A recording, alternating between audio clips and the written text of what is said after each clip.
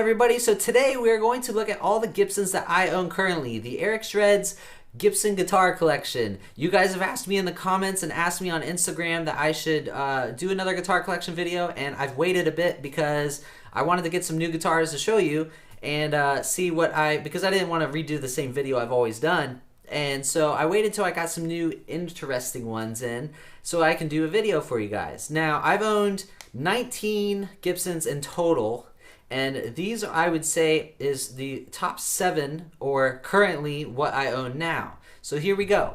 This is my Gibson SG Custom, and it's not a Gibson SG modeled custom. This is actually my custom.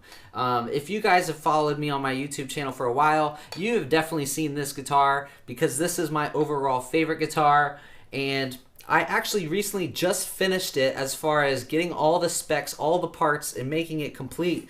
Obviously, this is a custom color. I went to a music store, or not a music store, a paint shop, and got 2 different colors, and I asked them if they can mix those colors together, and then this is what we got. It is not Palem blue or whatever. It's teal. I'm trying to think of the other Gibson SGs that come out. They're like a Palem blue. I can't say the word right, but this is actually not that. It's a little bit more green. You can't really tell in the video maybe, but so let's talk about what I have installed in it. The first thing I did obviously was the paint. I put a silver knob there because I just think that looks cool. Seymour Duncan Invader and a Seymour Duncan 59 in the neck. And then you have Grover tuners. And another thing that I do that nobody really knows about is, if you see right here on the bridge, I actually make this level with the strings right here, because when you have a flat pickguard like this, it actually is crooked. The pickups are crooked, and that's why SGs sound so different. But this actually makes it sound more fat, more balanced, I would say. And that's just a little mod that I do. It's a little piece of metal, if you can see it. But that is what I do to make the pickup be flush with the strings.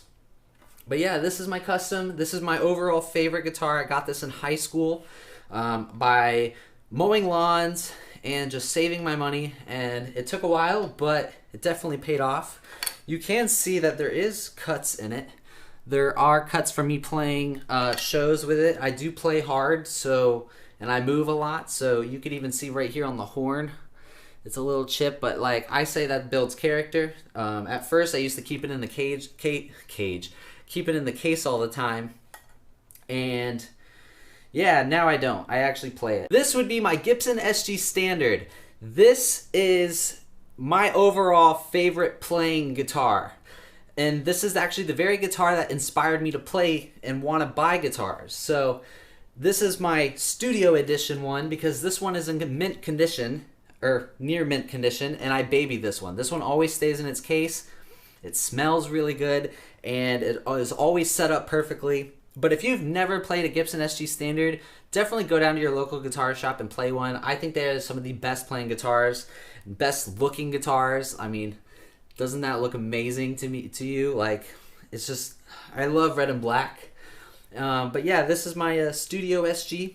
So here we have a Gibson Les Paul Traditional. This is actually a 2016, and despite all the negative that people say, oh, Gibsons suck during that year or whatever, the only reason why they sucked is they came with those G-Force tuners, and they got that ugly logo right there. Other than that, this is what a Gibson should be.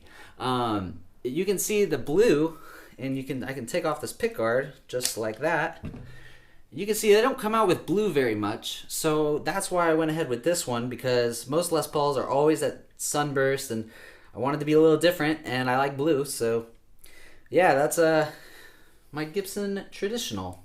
This beautiful guitar is also a Gibson SG Standard, but it's in black.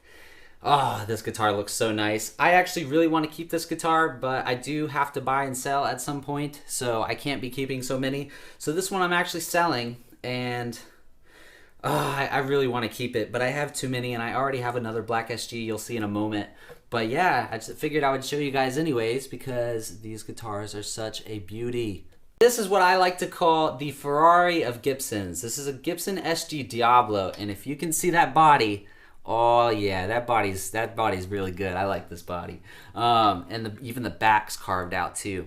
Now you can see there are scratches on this. I got this actually used from somebody else that played it a lot, and it has a lot of wear, which is the reason why I wanted to buy it, because these are really affordable, or not affordable, and this one was. So I went ahead with that, but it definitely has its wear. You can see the gold is tarnished off. I actually always wanted to own a silver one, but I'm not complaining because I never thought I would own a Gibson Diablo. They're pretty rare. This one is number 183 made. I think they only made either 200 or 500 of these. And yeah, just this guitar itself with the color and the gold and the cream pick out lines, it just reminds me of a Ferrari. So this is the Ferrari of Gibsons.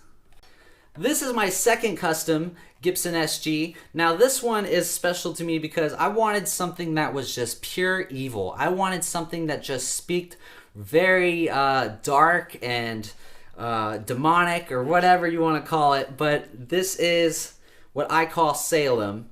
And this SG it is a faded SG, and I took it all apart, sanded it, stained it myself. This is actually a stain, so it's a flat look. And you can see it. You can still see the wood grain in it, which is really cool. And like the neck is, over time, it's starting to wear, so it's going to start showing more. But yeah, I put red stain on it first, and then I put black stain, and then I put leather dye on it because it was not getting black enough, and I wanted it to be pure black. And I have DiMarzio Super Distortion and a Tone Zone in the neck, I believe. I can't even remember. I have to watch my old videos to find out.